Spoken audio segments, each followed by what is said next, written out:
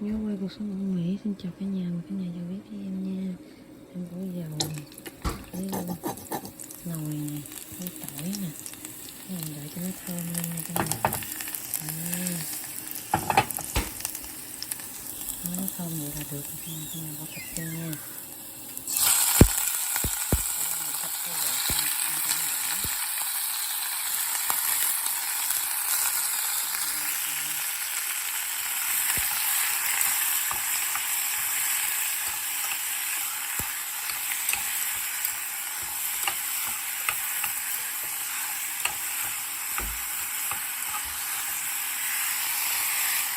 Thơm hết cả nhà.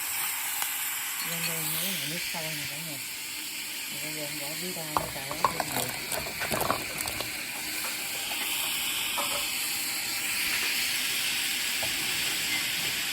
Rồi cái con sao rồi các cả nhà.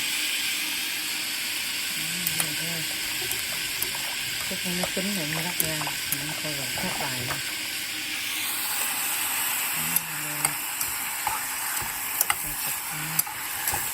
Căng lại cho mình.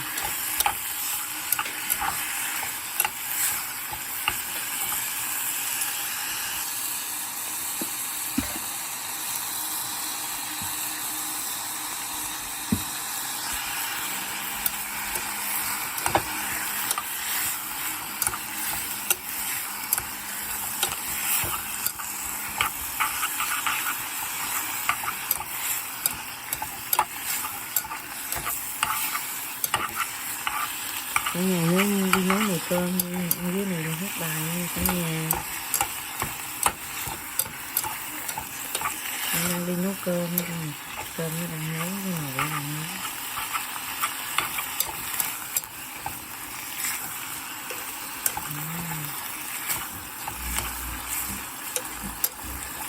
Cái này mua thịt sườn non mà nạc đó cả nhà, cũng cắt ra. Nó ít mỡ, tại vì ăn mỡ không có tốt sức khỏe. Kho quẹt có mỡ mới ngon nha, em kho bằng thịt nạc á. Ăn cho nó tốt cả nhà. Cái này thấy nó săn lại chưa? Các bạn bỏ tinh khô đi nha cả nhà. Tinh khô nè, cái này rửa sạch. Bỏ vô.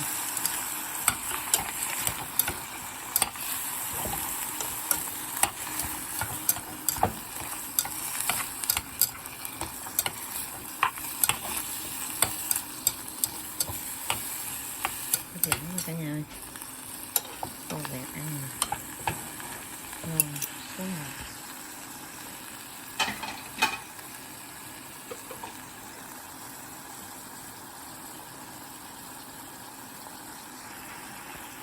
Bây giờ em bỏ đường vô nha cả nhà.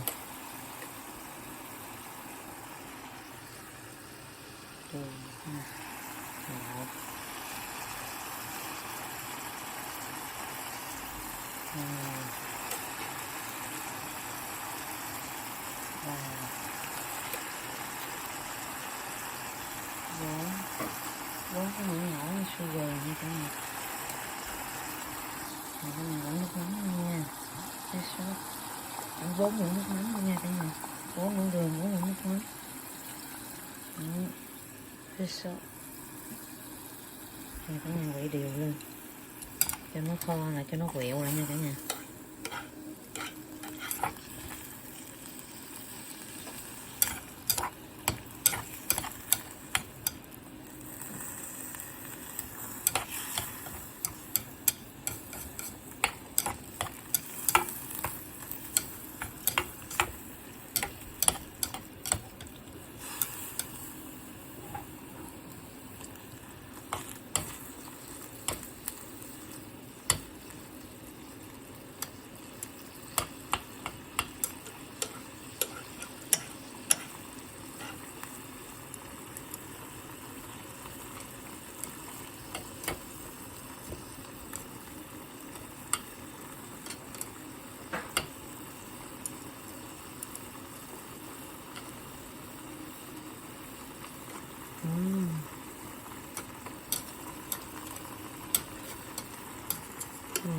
Nó quẹo lại, nó sệt sệt lại.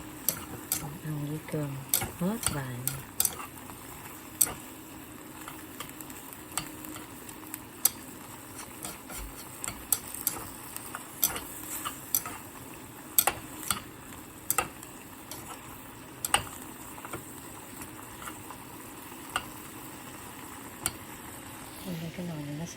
còn được nè, nó đang sôi lên lại nè cả nhà. Nó sôi lên một chút nữa rồi em lấy ra là được.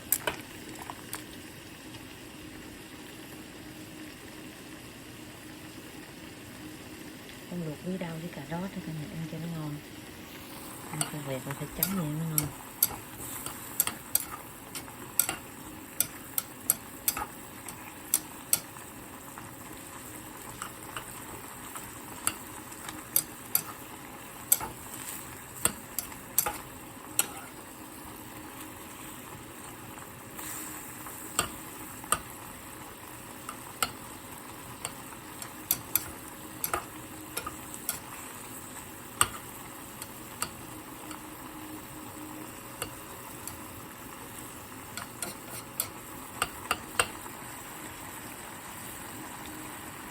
Ngon quá cả nhà. Nó sệt lại nha cả nhà. Sệt lại là ngon.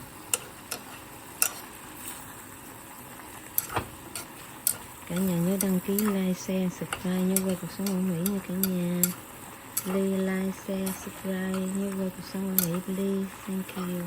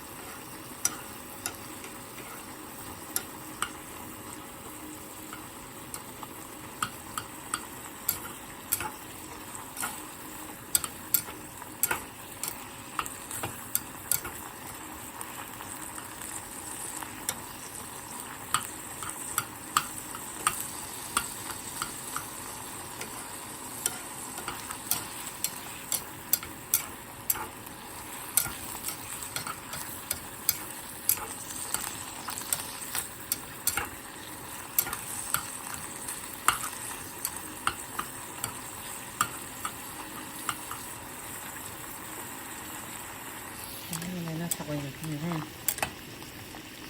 Cho nó xong một chút nữa.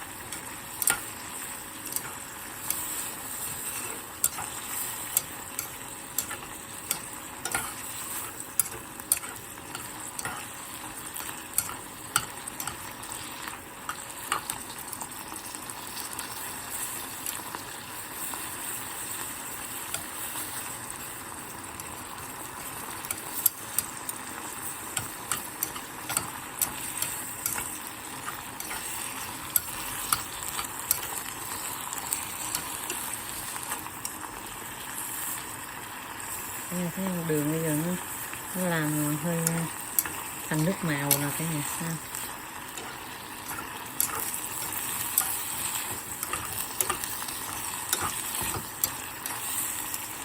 Nó bám lên đây thành nước màu này.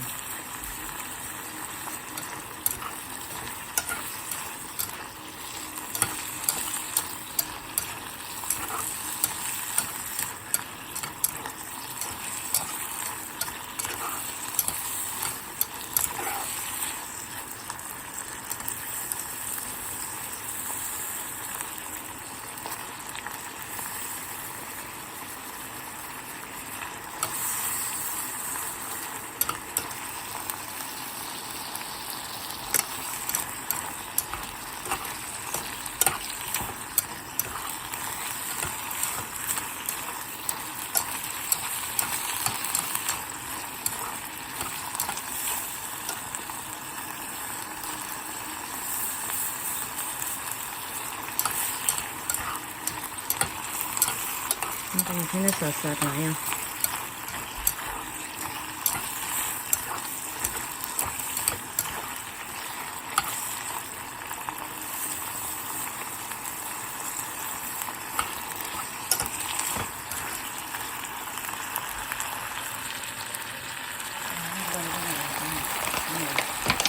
Hết bài như thế này. Mình cái gì tép nhỏ lên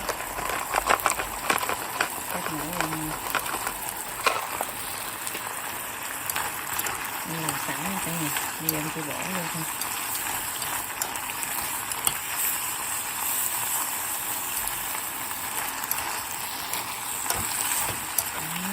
Cho cái này lên.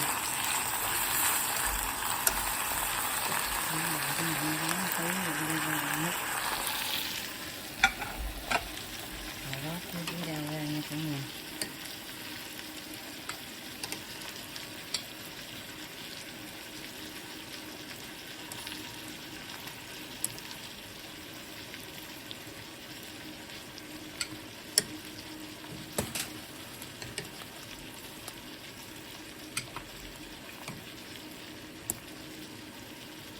Nó trơn quá vậy thôi. Nó không được luôn.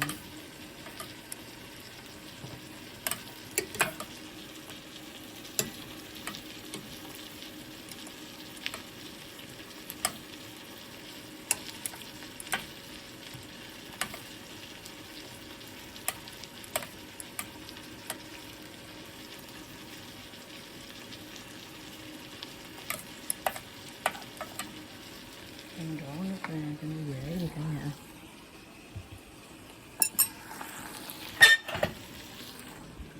Tại luộc cái cả nhà mình đổ nước đi.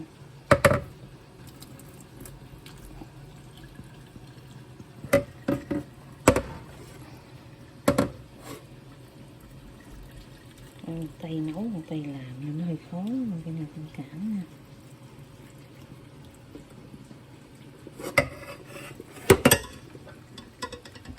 Rồi đổ ra nó dễ, chứ bây giờ em không có thấy được.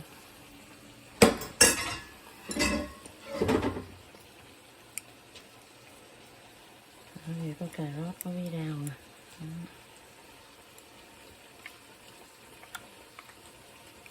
Rồi một lần tắt khô quẹt còn tắt, cái này phải bỏ cái gì ăn tiêu thì còn nhiều luôn, nó là khô quẹt.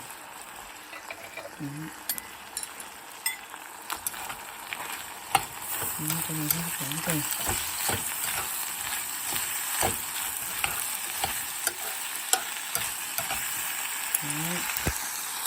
Trước khi cái này tắt bếp á, mình bỏ vô một muỗng đường, một muỗng nước mắm nữa cho nó thơm cái mùi khô quẹt này. Này là bí quyết của em cả nhà ơi. Cái này làm vậy nó mới thơm, nó dậy mùi khô quẹt hơn cả nhà.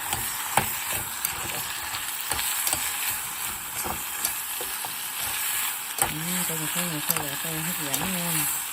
Người có người đâu biết làm khô quẹt cũng với thì có không nghĩ nha.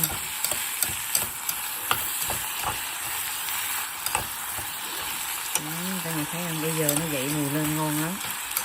Mình làm vậy đó trước khi mình tắt bếp cả nhà.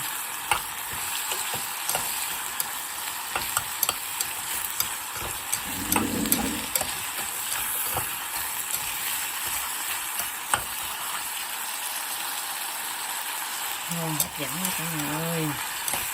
Em đang nấu nồi cơm nhưng mà cơm chín là ăn được nha cả nhà. Mình tắt bếp đi cả nhà, đổ ra cơm nha cả nhà. Hấp dẫn chưa?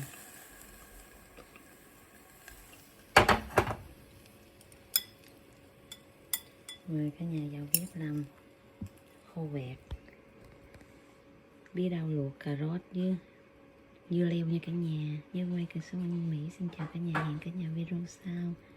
Bye. Thank you for watching. Bye.